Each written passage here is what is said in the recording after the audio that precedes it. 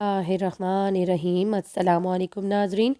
मेरी बहन बेवा हुई तो अम्मी और मैं जाकर इसे अपने घर ले आई, मगर अगले रोज़ ही मेरी बहन के सास ससुर आए और बोले जब तक इद्दत पूरी नहीं हो जाती आपकी बेटी हमारे घर रहेगी, फिर बेशक आप इसको ले जाना। मेरी बहन इनके साथ वापस चली गई, मगर अब रोज़ बहन के घर से इसकी नौकरानी फ़ोन करती कि जल्दी से आकर अपनी बहन को ले जाओ, यहाँ पर इस पर बहुत जुल्म हो रहा है।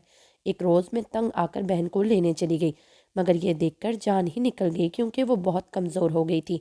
और फिर रोते हुए जब मेरी बहन ने अपने पेट से कपड़ा हटाया तो मेरी चीखें निकल गईं, क्योंकि मैं फैसलाबाद शहर में अपनी बेवा माँ के साथ रहती थी। मेरी एक छोटी बहन राहिला भी थी जो कॉलेज में पढ़ रही थी। हमारा कोई भाई नहीं था और अब्बू का इंतकाल बहुत अरसा पहले हो गया था।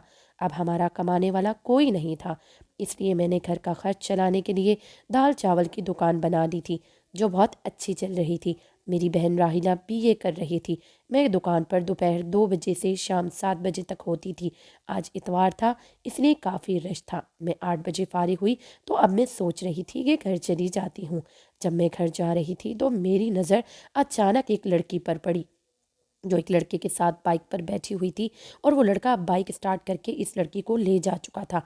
लेकिन न जाने क्यों मुझे वो लड़की कोई और नहीं बल्कि अपनी बहन राहिला लगी थी। लेकिन मैं सोचने लगी कि मेरी बहन तो ऐसी नहीं है, इसने तो कभी किसी लड़के से दोस्ती तक नहीं की, फिर किसी लड़के के साथ बाइक पर बैठना तो बहुत दूर की बात है। खैर, जब मैं घर आई तो अम्मी से मालूम हुआ कि राहिला घर पर नहीं है। मैंने पूछा कहाँ गई है, तो वो कहने लगी कि अपनी सहेली के घर गई है, कॉलेज के कुछ पेपर्स वगैरह बनाने थे। ये सुनकर मैं सोच में पड़ गई और मेरे दिल में ये शक पैदा हो गया कि वो लड़की मेरी बहन ही थी। मगर जब मैंने देखा कि राहिला घर में अपने कॉलेज की सहेली मायरा के साथ दाखिल हो रही है और इसके हाथ में असाइनमेंट की फ़ाइल भी है, तो मैं मुतमईन हो गई और सोचा कि जिस लड़की को मैंने लड़के के साथ बाइक पर देखा था वो कोई और ही होगी। खैर, जब मैंने अम्मी को बताया कि आज बहुत कमाई हुई है तो वो ये सुनकर बहुत खुश हुई और मुझे दुआएं देने लगी कि नताशा, अल्लाह तुझे मज़ीद तरक्की और कामयाबी दे। हम तीनों ने मिलकर खाना खाया और फिर दीगर काम करके इसमें सोने चली गई, क्योंकि मैं बहुत थकी हुई थी। ये रोज़ाना जल्दी सो जाती थी। आज 5,000 रुपये मैंने कमाए थे, इसमें से 3,000 आदमी अम्मी को दे दिए और बाकी 2,000 रुपये मैंने अपनी अलमारी में रख लिए कि इससे घर के लिए सौदा ले आऊँगी। यही सब सोचते हुए मैं सो गई। अगले दिन दुकान पर जाने से पहले मैं अपने कमरे में आई और अलमारी खोलकर पैसे उठाने लगी ताकि वापसी पर सौदा ले आऊँगी। लेकिन जब मैं हैरान हुई, मैंने देखा कि मेरी अलमारी के दराज में सिर्फ 1,000 रुपये पड़े हुए थे, बाकी 1,000 रुपये गायब थे। मैं परेशान हो गई और सोच में पड़ गई। काफ़ी तलाश किए लेकिन 1,000 रुपये ना मिले। मुझे अच्छी तरह याद था मैंने कल यहाँ 2,000 रुपये रखे थे। फिर 1,000 रुपये कहाँ चले गए थे? पहला ख्याल आया कि अम्मी से पूछूं, लेकिन फिर खुद ही इरादा बदल लिया कि अम्मी ने तो कभी मेरी दराज से पैसे नहीं लिए। जब राहिला से पूछा तो इसने भी लाइल्मी का इजहार किया कि इसे भी इस बारे में कुछ नहीं पता। मैं हैरान परेशान सी 1,000 रुपया लेकर ही चली गई। वापसी पर सौदा लिया और घर आ गई। आज की कमाई 3,000 रुपये हुई थी। अम्मी को पैसे नहीं चाहिए थे, इसलिए इन्होंने पैसे लेने से इनकार कर दिया। यूँ मैंने वो 3,000 रुपये अलमारी में इसी जगह रख दिए। मगर अगले दिन जब मैंने अलमारी खोलकर दराज से पैसे निकालने की कोशिश की तो वो 3,000 रुपये भी गायब पाए। अब तो ये मामूल का बन गया था। अम्मी और मैं राहिला से इस बारे में पूछा तो उन्होंने लाइल्मी का इजहार किया। अम्मी मैं अब बहुत परेशान रहने लगी कि पैसे कहाँ गायब हो जाते हैं। मैं अब बहुत परेशान हो चुकी थी क्योंकि रोज़ रोज़ पैसे गायब होने की नुकसान की वजह से हो रहा था। जब मेरी हिम्मत जवाब दे गई तो मुझे एक तरकीब सूझी। ने फैसला किया कि आज मैं सारी रात जागती रहूंगी और वक्फे वक्फे से दराज चेक करती रहूंगी। यूं हकीकत पता चल जाएगी। मैं अपने ऊपर कंबल ओढ़कर लेट गई। कमरे की लाइट बंद थी, सिर्फ नाइट बल्ब चल रहा था। इंतज़ार करते करते काफ़ी देर हो गई। रात 2 बजे के करीब कोई कमरे में आया। इसने मेरी दराज में से पैसे निकाल लिए। इसे लग रहा था कि मैं सो रही हूँ, लेकिन मैं जाग रही थी। वो कोई और नहीं, राहिला ही थी। मैंने इसे पकड़ लिया था। मेरी बहन को आखिर पैसे चोरी करने की क्या ज़रूरत पेश आई थी? जब मैंने इससे इस बारे में पूछा तो वो रोने लगी और बताया कि वो अपनी एकेडमी के एक लड़के को प्यार करती है और वो भी इससे बहुत प्यार करता है, मगर वो लड़का गरीब है اور تھوڑا بیمار ہے۔ اپنے علاج کے لیے اسے پیسوں کی ضرورت ہے۔ چونکہ اس کا تعلق غریب خاندان سے ہے، اس لیے اس کی کوئی مدد نہیں کر رہا۔ راحیلہ اسے اس حال میں تنہا نہیں چھوڑ سکتی، اس لیے وہ چپکے سے اس کی مدد کرنے کے لیے راتوں کو میرے سونے کے بعد دراز سے پیسے چرا کر فہد کو دینے لگی تھی۔ وہ چاہ کر بھی مجھے سچائی نہیں بتا سکی، کیونکہ میں لڑکوں کے ساتھ دوستی اور پیار محبت کے سخت خلاف تھی۔ وہ ڈر رہی تھی کہ اگر مجھے پتہ چل گیا تو کہیں میں اسے کا گھر سے باہر نکلنا بند کر دوں گی، اور ہو سکتا ہے غصے میں اس کی کہیں اور شادی کر دوں۔ اب مجھے سارا معاملہ سمجھ آ گیا تھا۔ وہ اس لڑکے سے شادی کرنا چاہتی تھی۔ میں نے اسے سمجھایا کہ یہ خیال دل سے نکال دو، وہ لڑکا غریب ہے، امی نہیں مانیں گی، اور میں تمہاری شادی کسی ایسے انسان سے نہیں کروں گی جو تمہیں سب کچھ نہ دلا سکے۔ لیکن راحیلہ بہت پر محبت کا بھوت سوار تھا۔ وہ میرے آگے رونے لگی۔ میں اس کی آنکھوں میں آنسو نہیں دیکھ سکتی تھی، اسی لیے اس کی بات مان لی۔ میں نہیں جانتی تھی کہ میں اپنی زندگی کی سب سے بڑی غلطی کرنے لگی تھی۔ BA مکمل کرنے ہونے کے بعد امی کو راحیلہ کی شادی کی فکر ستانے لگی۔ وہ میری پہلی شادی کروانا چاہتی تھی، لیکن میں نے صاف انکار کر دیا تھا۔ ابھی میں نے شادی نہیں کرنی ہے، البتہ میں نے امی سے بول دیا تھا کہ پہلے راحیلہ کی شادی کر دیتے ہیں۔ میں بہت ضدی تھی، اسی لیے امی نے ہتھیار ڈال دیے۔ وہ کہنے لگی کہ اگر تمہاری نظر میں کوئی رشتہ ہے تو بتاؤ۔ میرے ذہن میں فہد کا ہی خیال آیا تھا، جس سے راحیلہ محبت کرتی تھی۔ جب راحیلہ کی شادی کے لیے میں نے لڑکوں والوں کو گھر پر بلایا تو امی وہ لوگ بالکل پسند نہ آئے تھے۔ لڑکی کی 5 چھوٹی بہنیں تھیں، مجھے اس کی نندیں پسند نہیں آئی تھی۔ وہ بہت مغرور لگ رہی تھی۔ اس کے علاوہ وہ لوگ نچلے طبقے کے تھے، ان کے مقابلے میں ہمارے معاشی حالات بہت بہتر تھے۔ لڑکا ایک اسکول اور اکیڈمی میں پڑھاتا تھا، اس کے والد کرائے کی دکان تھی جہاں وہ مختلف مشینوں کے پرزے بیچتے تھے۔ امی نے ان کے سامنے تو یہی کہا تھا کہ کچھ دن بعد سوچ کر جواب دیں گی، لیکن ان کے جانے کے بعد امی مجھ سے کہنے لگی کہ راحیلہ کی شادی ایسے لوگوں میں نہیں ہوگی، تم کوئی اور اچھا سا لڑکا دیکھو جس کے بہن بھائی کم ہو، وہ امیر بھی ہو۔ امی کا انکار سن کر میں نے بے بسی سے راحیلہ کو دیکھا۔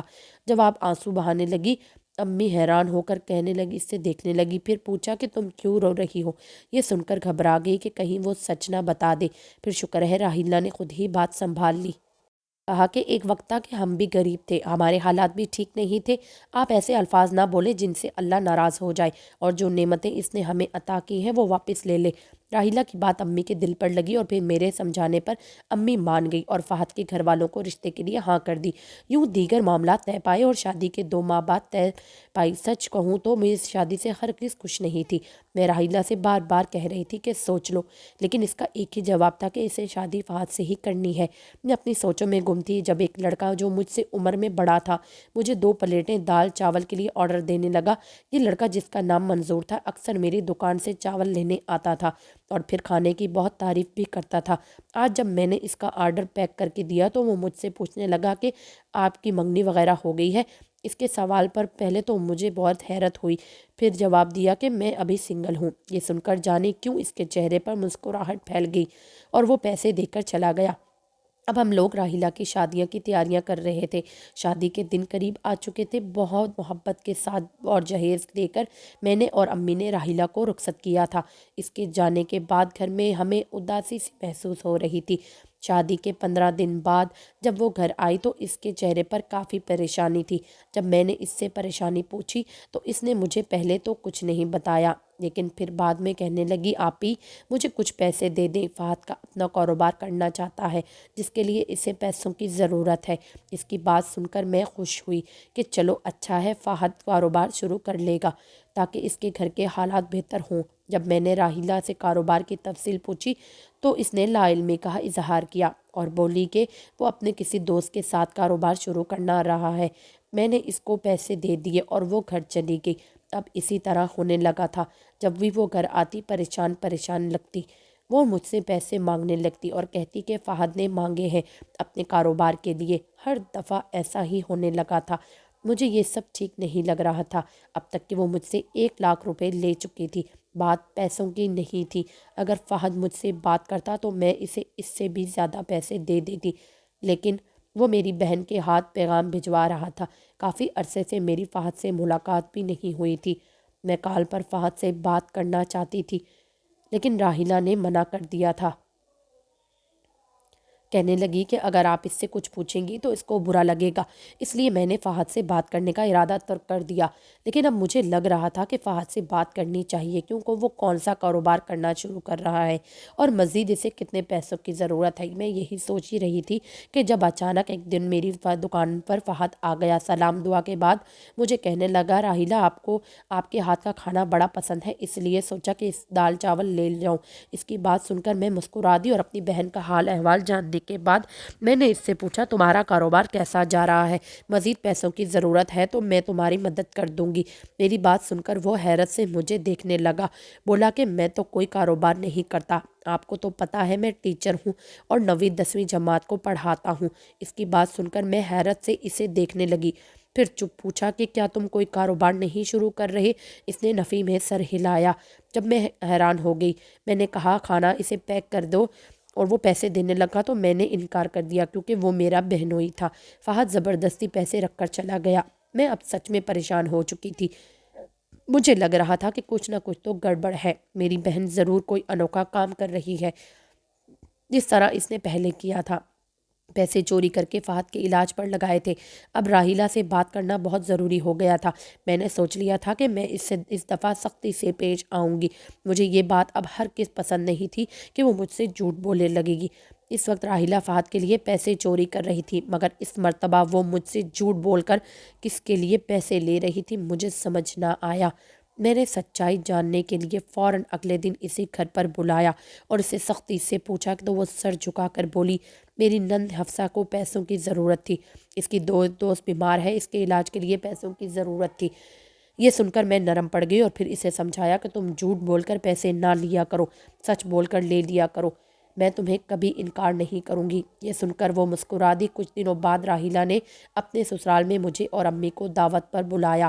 اس کے گھر جا کر مجھے بہت افسوس ہوا کیونکہ اس کے گھر میں ڈھنگ کی کوئی چیز نہ تھی، دیواروں پر پلستر اکھڑا ہوا تھا، یہاں تو بہت غربت تھی۔